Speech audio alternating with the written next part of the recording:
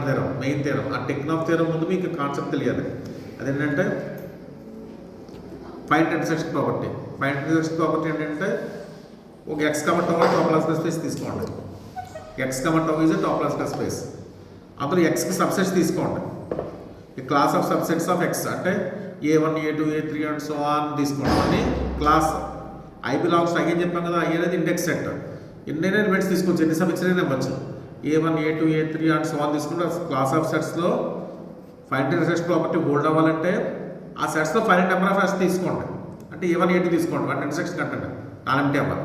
లేకపోతే A1 A2 A3 కట్టండి, వాటి ఇంటర్సెక్షన్ కట్టండి, నాన్ ఎంప్టీ అవ్వాలి.